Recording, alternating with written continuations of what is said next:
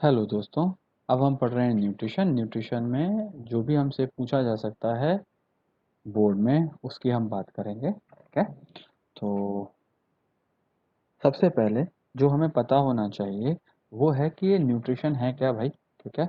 सो अगर आपसे कोई पूछता है भाई न्यूट्रिशन क्या है, ठीक है, तो न्यूट्रिशन के लिए आप क्या कहेंगे? आपको दो शब्द पता होने चाहिए। आपको ऑब्टेन करना होता है और आपको यूटिलाइज करना होता है। आपको क्या करना होता है? यूटिलाइज करना है। क्या यूटिलाइज करना है? आपको फूड को यूटिलाइज करना है। ठीक है। तो obtaining and utilising of food is called nutrition. अब ये फूड क्या भला है भाई? ठीक है। तो फूड में ऐसी चीज क्या चीज है जिसके लिए आप इसे ऑब्टेन करने की कोशिश कर रहे हो और इसको यूटिलाइज करने की कोशिश कर रहे हो? तो भाई फूड के अंदर होते हैं न्यूट्रेंट्स। न्यूट्रेंट्स होते हैं जिनके लिए आप इसको ऑब्टेन और यूटिलाइज करने की कोशिश कर रहे हो। ये न्यूट्रेंट्स क्या होते हैं भाई? ये जो न्यूट्रिएंट्स होते हैं ये हमें क्या देते हैं? ये हमें एनर्जी देते हैं जैसे कार्बोहाइड्रेट्स। ठीक है। ये हमारे बिल्डिंग ब्लॉक्स होते हैं जैसे प्रोटीन्स। ये हमारी बॉडी में फैट की रिक्वायरमेंट भी पूरी करते हैं। मिनरल्स और विटामिन्स ये भी हमारे क्या हैं? न्यूट्रिएंट्स हैं। तो कार्बोहाइड्रेट्स जो कि आपको एनर्जी देते हैं, protein, fat, mineral, vitamins nutrients हैं बेटे।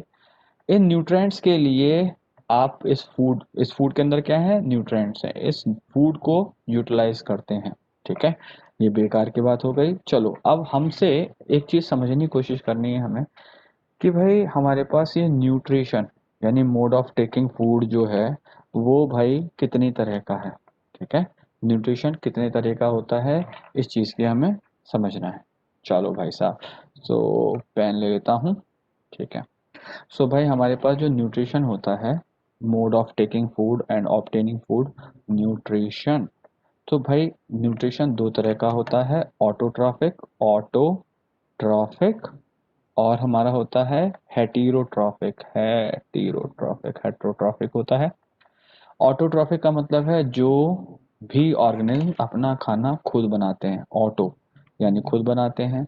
हेटेरोट्रॉफिक यानी जो अपना खाना खुद नहीं बनाते। तो ज़्यादातर ऑटोट्रॉफिक क्या हैं? ज़्यादातर प्लांट्स हमारे ऑटोट्रॉफिक हैं, इसलिए ऑटोट्रॉफिक का नाम हम हॉलोफाइटिक भी कहते हैं। तो हॉलोफाइटिक का मतलब है हॉलो यानी जैसा, फाइटिक यानी प्लांट जैसा। जैसे प्लांट का न्यूट्रिशन है, मोड ऑफ टेकिंग और ऑब्टेनिंग फूड है, यूटिलाइजिंग फूड है, वैसे ही जो भी प्लांट जैसा खाना बना रहे हैं उन्हें आप ऑटोट्रॉफिक कह रहे हैं या हॉलोफिटिक कह रहे हैं। ठीक है।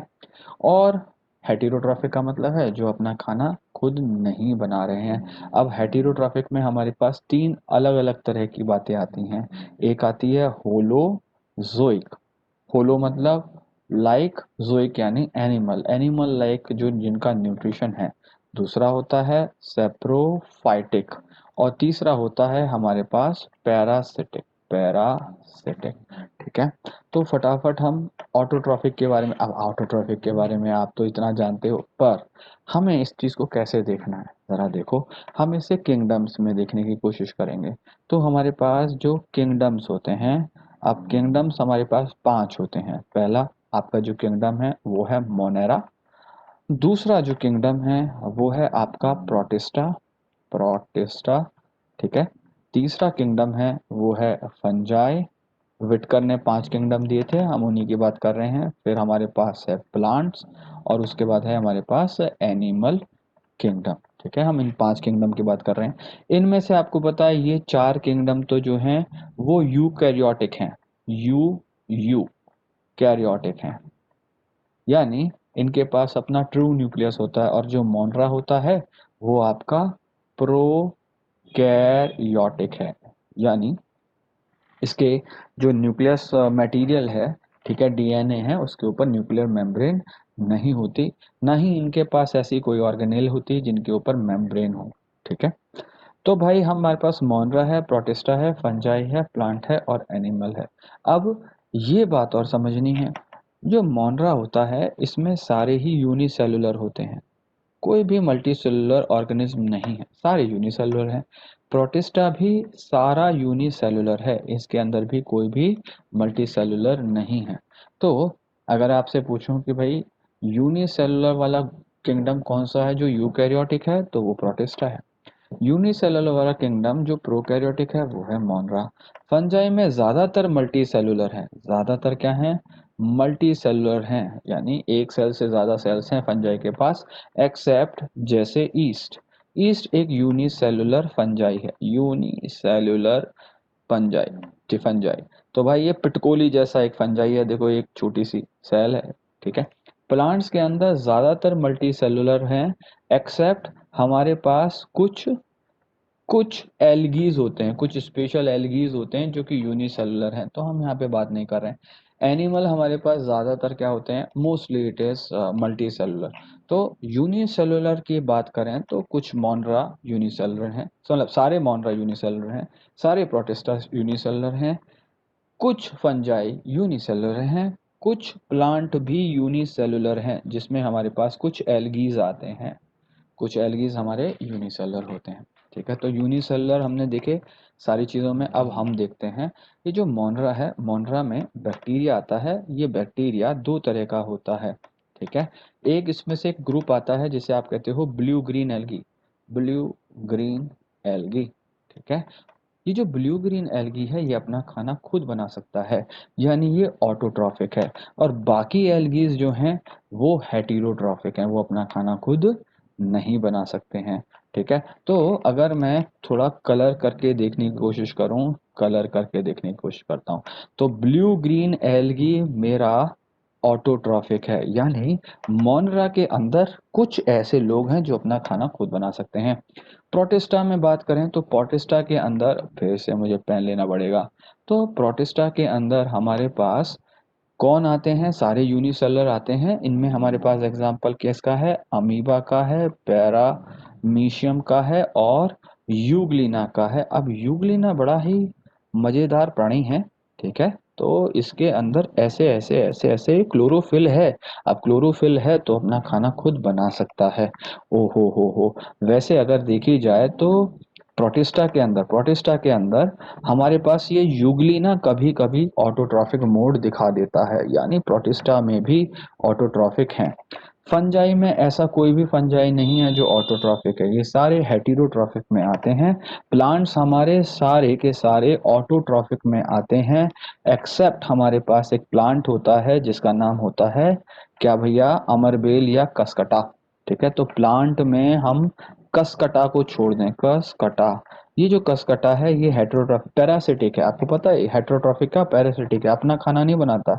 ये आपने पीली पीली बेल देखी होगी जिसे आप अमर बेल कहते हैं, ठीक है। सो हमारे पास ऑटोट्रॉफिक कहाँ कहाँ पे है, यहाँ पर है, यूग्लिना है। फंजाई में कोई ऑटोट्रॉफिक नहीं है, सारे प्लांट ज्यादातर ऑटोट्रॉफिक हैं। अब जरा हेटेरोट्रॉफिक की बात करते हैं। हेटेरोट्रॉफिक में होलोजोइक, होलोजोइक का मतलब क्या होता है, animal like nutrition. Animal like nutrition का मतलब क्या हुआ भाई, ठीक है। अब जब अपना खाना नहीं बनाते तो हमने देखा कि भाई होलोजोइक भी खाना नहीं बनाते, सैप्रोफिटिक भी खाना नहीं बना सकते, पैरासिटिक भी खाना नहीं बनाते। तो होलोजोइक में क्या होता है, मान लिया ये हम हमारी बॉडी है, देखिए हमारी बॉडी है, ठीक है, ये हमारा नाक है, ये हमारी आंख है। तो हम खाने को बॉडी के अंदर लेते हैं और बॉडी के अंदर डाइजेशन होता है। वाह। सैप्रोफाइटिक में क्या होता है, जैसे फंजाई होते हैं, तो ये मान लिया फंजाई है, ये मशरूम है। तो मशरूम बाहर जो राइस स्ट्रॉ पड़ा हुआ है, ये बाहर बॉडी से बाहर एंजाइम फेंकता है और इन्हें सड़ाता है और फिर इनको एब्जॉर्ब करता है, यानी डाइजेशन बॉडी के बाहर हो रहा है।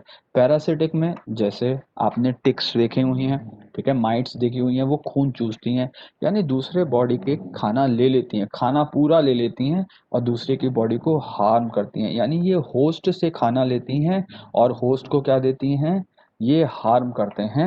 वो क्या कहलाते हैं भाई, वो पैरासिटिक कहलाते हैं।